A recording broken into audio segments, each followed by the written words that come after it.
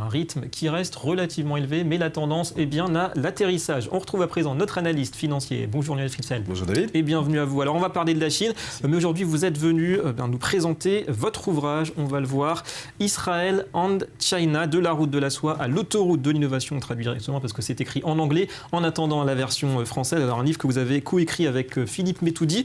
Question simple d'abord, pourquoi avoir écrit ce livre et à qui s'adresse-t-il ? Alors, ce livre s'adresse surtout au public en général. Évidemment, on parle énormément d'économie, puisqu'aujourd'hui, les relations, on l'a bien vu, entre la Chine et le reste du monde sont basées sur l'économique, premièrement. Mais deuxièmement, on a surtout révélé une histoire peut-être inconnue. Parce qu'on voit monter en puissance la Chine, que ça soit dans le monde, mais également dans sa relation vraiment spécifique avec Israël. Et il y a une espèce de nouveau partenariat qui se crée entre la Chine et puis Israël.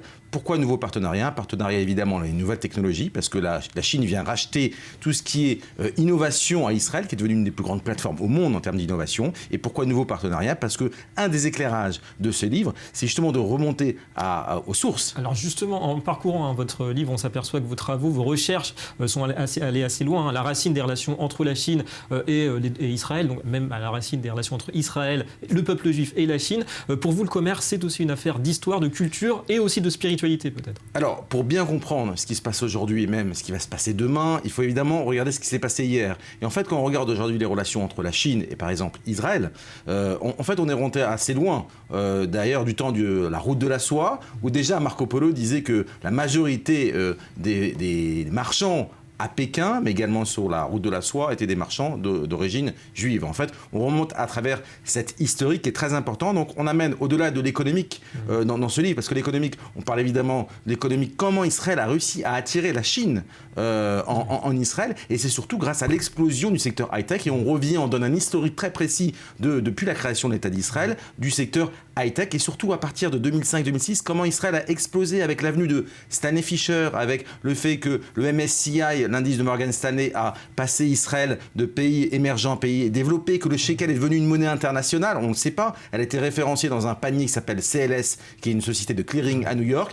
Tout ça a permis effectivement une espèce de cohésion ensemble sur les économies. En tout cas, il y a pas mal de portraits assez surprenants. D'un point de vue maintenant purement économique, comment évoluent ces relations entre la Chine et Israël ? Quels sont les secteurs aujourd'hui où on concentre la relation ? Alors, elles sont en train d'augmenter en intensité. Premièrement, parce qu'il y a des grandes sociétés, des grosses corporates. On ne parle pas simplement de start-up, notamment le numéro 1 du lait de l'agroalimentaire en Chine. Bright Food a racheté le numéro 1 israélien Tnuva dans le domaine.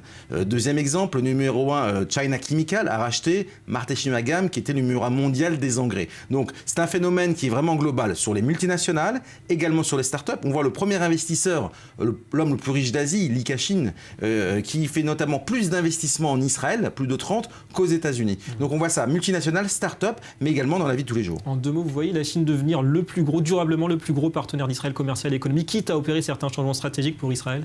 Alors effectivement, la Chine est en voie de devenir le plus grand opérateur, et notamment à développer la relation avec Israël. Et en fait, c'est pour le bien de l'économie israélienne également qui, on va dire, rétablit sa relation commerciale qui était prédominante avec les États-Unis. Merci beaucoup Lionel Fritzl pour toutes ces explications.